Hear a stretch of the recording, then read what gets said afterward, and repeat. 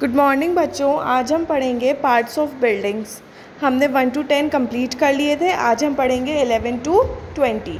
हाँ जी, तो 11th है आपका पोर्च। पोर्च होता है प्रवेश द्वार। क्या होता है? प्रवेश द्वार, जिससे आप घर में एंट्री लेते हैं। और मेन एंट्रेंस से पहले जो घर का पोर्शन होता है उसको बोला जाता है पोर्च। इस फोटो में आप देखिए, वाइट कलर की जो दीवार है वहाँ से आप अंदर एंटर करेंगे घर पे। लेकिन उसके पहले जितना भी पोर्शन है उस पर आप बैठ सकते हैं। देखिए वहाँ पे सोफ़ा पड़ा हुआ है, तो आप सोफ़े पे बैठ सकते हैं। वहाँ पर आप इवनिंग में लोग बैठते हैं। तो उस तरीके से घरों में लोग पोर्च बनवाते हैं ताकि वो कुछ समय घर के बाहर अपने ही पोर्शन में रह सकें। ठीक है, तो घर के अंदर के एरिया को नहीं, घर के बाहर के एरिया को क्या बोला जाता है? पोर्च बोला जाता है। पोर्च की स्पेलिंग लर्न करिए। पोर्च की स्पेलिंग क्या होती है? PORCH। PORCH, porch. पोर्च मतलब प्रवेश द्वार। देखिए सेकंड क्या है आपका? गराज। क्या है? गराज। गराज मतलब क्या होता है? जिसमें गाड़ी पार्क होती है और सेफली हम उसमें गाड़ी पार्क करके उसका शटर डाउन कर सकते हैं। इमेज में आप देख रहे हैं कि एक शटर खुला हुआ है। इसमें आप गाड़ी, बाइक या फिर अपने घर का कुछ सामान जो आपके यूज़ का ना हो वो भी रख सकते हैं और शटर डाउन कर सकते हैं। तो वो जो भी सामान है वो बहुत सेफली रहेगा। जिसकी गाड़ी रोज़ बाहर अंदर होती है तो उनके घर के ही बाहर वो अपना गराज बनाते हैं ताकि क्या हो, उनकी गाड़ियाँ सेफली खड़ी रहें, गाड़ी, बाइक जो भी है। ठीक है, तो गराज किसके लिए होता है? पार्किंग के लिए, सेफली खुद की सिर्फ पार्किंग के लिए। गराज की स्पेलिंग GARAGE। ये है आपका पेंट्री। पेंट्री होता है भंडार गृह।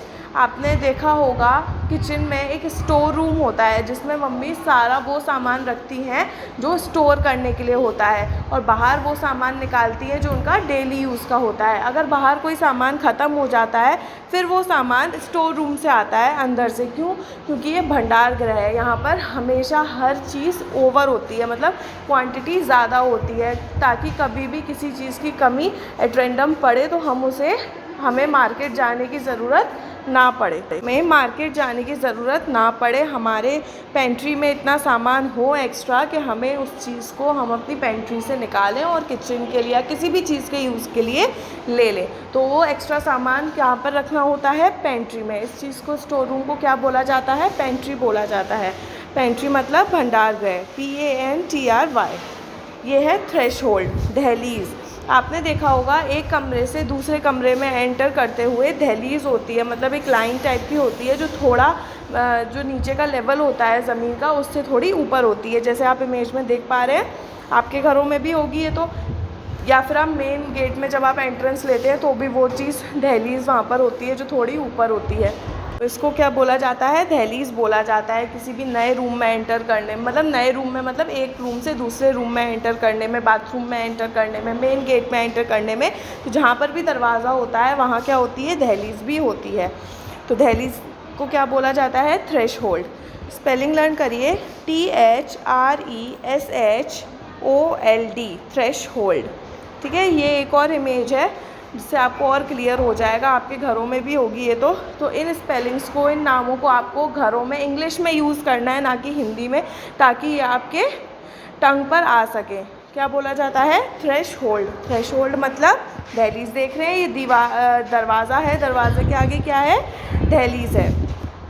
ये आपकी नेक्स्ट इमेज अपार्टमेंट और फ्लैट दे रखा है। मैं आपको अपार्टमेंट अलग से बताऊंगी, फ्लैट अलग से बताऊंगी। अपार्टमेंट्स होते हैं बड़े बड़े जिसमें बहुत सारे फ्लैट्स होते हैं। अपार्टमेंट हो गया पूरी एक बिल्डिंग, उसके अंदर अलग अलग क्या होते हैं? फ्लैट्स होते हैं जो रेंट पर दिए जाते हैं हॉलीडेज़ वगैरह के लिए भी, या फिर जो बच्चे बाहर पढ़ने जाते हैं तो वो फ्लैट्स वगैरह में रहते हैं। तो अपार्टमेंट और फ्लैट में डिफरेंस को आप समझिए। ये होते हैं अपार्टमेंट्स और ये होते हैं फ्लैट्स। फ्लैट्स मतलब जहाँ पर आप रहेंगे। ठीक है, अब फ्लैट भी अलग अलग टाइप के होते हैं, डिपेंड करता है आप कितने लोग हैं। तो 2 BHK का फ्लैट होता है जिसमें 2 बेडरूम होते हैं। 3 BHK होता है जिसमें 3 बेडरूम्स होते हैं। वो डिपेंड करता है कितने लोग उस फ्लैट में रहने जा रहे हैं। अब जैसे कुछ बच्चे ही रहने जा रहे हैं पढ़ाई करने के लिए तो वो 1 बेडरूम में ही हो जाएगा। है ना, तो इसलिए फ्लैट को लिया जाता है रेंट पर। ओके। और बड़े बड़े शहरों में अपार्टमेंट्स होते हैं, क्योंकि लोगों के पास इतना पैसा नहीं होता, ना वहाँ पे इतनी ज़मीन होती है कि बड़े बड़े घर बनवा सकें, तो अपार्टमेंट्स होते हैं। अपार्टमेंट्स में इतने अच्छे अच्छे फ्लैट्स होते हैं, तो वहाँ वो फ्लैट्स में रहते हैं और वहाँ रहने का रेंट वो पे करते हैं। समझ में आया अपार्टमेंट्स और फ्लैट में डिफरेंस? आगे बढ़ते हैं। ये है आपका ड्राइववे। ड्राइववे मतलब घर के बाहर की सड़क। जो सड़क आपके घर के बाहर से होते हुए जाती है, या आप जिस सड़क से गुज़रते हैं घर के बाहर, जब आप अपनी बाइक निकालते हैं, गाड़ी निकालते हैं, तो उसे बोलते हैं ड्राइववे। क्या बोलते हैं? ड्राइववे। बंगलो होते हैं, ठीक है। आपका खुद का घर होगा तो उसके बाहर भी ड्राइववे होगा। क्यों? वो घर के बाहर की सड़क है, इसलिए हम उस सड़क को क्या बोल सकते हैं? ड्राइववे। ड्राइव की स्पेलिंग आपको पता ही है, DRIVE ड्राइव, और वे मतलब WAY वे। आगे क्या है आपका? ईव्स। ईव्स मतलब होता है छज्जा। क्या होता है? छज्जा। छज्जा मतलब आपका जो घर है उसकी, जैसे फर्स्ट फ्लोर है, सेकंड फ्लोर है, तो वो फ्लोर जहाँ ख़त्म होती है उसका जो पोर्शन है वो थोड़ा आगे की तरफ होता है। मतलब घर का जो लेवल है उससे थोड़ा घर के आगे की तरफ होता है। देखिए जैसे कि ये फ़ोटो में आपको दिखाया गया है इमेज में। क्यों? ताकि बारिश हो, धूप आए तो वो इमीडिएटली घर के अंदर ना आए, वो छज्जे पर ही आकर रुक जाए। मतलब छज्जा आपके घर को प्रोटेक्ट कर लेता है किसी भी, जैसे बारिश से, धूप से, इस सब चीज़ों से, है ना। तो जो भी गंदगी वगैरह भी होती है तो वो छज्जे पर आकर रुक जाती है। ये दूसरा इमेज है, इससे आप समझ जाएंगे क्यों घर के लोगों के घर होते हैं वहाँ पर उनका जो घर होता है उसका फर्स्ट फ्लोर, सेकंड फ्लोर थोड़ा सा आगे क्यों निकला हुआ होता है, उसे बोलते हैं छज्जा। छज्जा मतलब ईव्स। स्पेलिंग लर्न करिए, EAVES, eaves. EAVES, eaves. Eaves माने छज्जा। दोबारा लर्न करिए, EAVES, ईव्स। ईव्स माने छज्जा। चलिए आगे बढ़ते हैं। ये है फसाद। क्या है? फसाद। इसकी स्पेलिंग और इसकी प्रोनाउंसिएशन में थोड़ा डिफरेंस है, तो आप इसकी स्पेलिंग लर्न करिए, FACADE, फसाद। दोबारा से, FACADE, फसाद। मतलब इमारत की बाहरी दीवार। हमारे जो घर का बाहर का जो व्यू होता है, जिसमें हमारा पूरा घर दिखता है, जैसे आप अपने घर के थोड़ी दूर जाके खड़े होंगे तो वहाँ से आपको अपनी पूरी बिल्डिंग दिखाई देगी, तो उसको हम बोलते हैं फसाद। क्या बोलते हैं? फसाद। जैसे इस इमेज में आपको दिख ही रहा है, इस पूरे इमारत का व्यू आ रहा है, तो ये क्या है? फसाद है। मतलब हमारे घर का जो बाहरी पोर्शन है, बाहरी दीवार है, फ्रंट व्यू है, उसको हम क्या बोलेंगे? फसाद। ये है बंगलो। किसकी इमेज है? बंगलो की। अच्छा, बंगलो को अच्छे से समझिएगा क्या होता है बंगलो।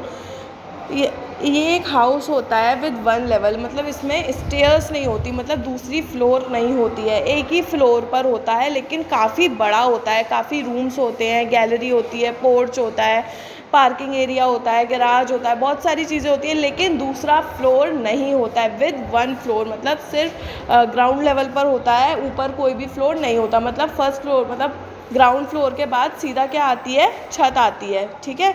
तो उसे क्या बोला जाता है? बंगलो बोला जाता है। अब ये मत समझिएगा कि एक ही फ्लोर है तो छोटा होगा, नहीं, काफ़ी बड़ा होता है, काफ़ी एरिया होता है रहने के लिए, ठीक है, और काफ़ी रूम्स भी होते हैं, लेकिन होता एक ही फ्लोर है वहाँ पर, ground floor. Is that clear to you?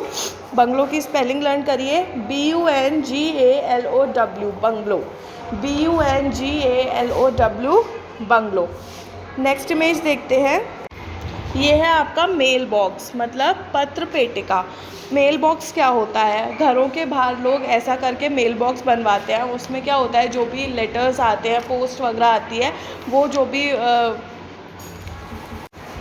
तो जो पोस्टमैन होता है वो सारे पोस्ट क्या करता है, अगर आपके घर के बाहर मेल बॉक्स है तो वो उस मेल बॉक्स में जाएगा और उसमें डाल के वो आ जाएगा, ठीक है। तो आपको सिर्फ क्या करना है, अपने मेल बॉक्स को पर डे चेक करते रहना है। जिसके घर पे बहुत पोस्ट आती है या उनके ऐसा काम होता है तो वहाँ पर मेल बॉक्स की जो ज़रूरत है वो ज़्यादा बढ़ जाती है। और पहले घरों में लोग मेल बॉक्स बाहर लगवाते थे। क्यों? ताकि जितने भी मेल्स वगैरह आएँ तो वो उस बॉक्स में रख सकें। अच्छा, एक और बात ध्यान रखिएगा, जो मेल बॉक्स है वो सिर्फ रिसीविंग के लिए होता है, सेंडिंग के लिए नहीं होता है। ऐसा नहीं होगा कि आप उसमें कुछ लेटर्स डाल दें और आप सोचें कि पोस्टमैन आके उसको लेकर जाएगा और आपके पोस्ट कर देगा। नहीं, वो सिर्फ रिसीविंग के लिए होता है। आप उससे सिर्फ रिसीव कर सकते हैं जो भी आपके लिए पोस्ट आई है। तो मैंने आपको आज 11 to 20 पार्ट्स ऑफ बिल्डिंग समझाए हैं। यहीं पर आपका इतने ही थे इस टॉपिक में, आपके पार्ट्स ऑफ बिल्डिंग्स में 20 तक। इसे आप लर्न करिए, समझिए, ठीक है। और हर एक स्पेलिंग को बहुत बारीकी से समझिएगा, लर्न कीजिएगा और इमेजेस को देखिएगा और घरों में यूज़ कीजिएगा। अब कल मिलते हैं न्यू वीडियो के साथ। तब तक के लिए बाय बाय बच्चों। आपका होमवर्क है इन स्पेलिंग्स को अच्छे से लर्न करना, इन्हें समझना और इमेजेस को भी देखना, घरों में इन स्पेलिंग्स को यूज़ करना। Bye bye.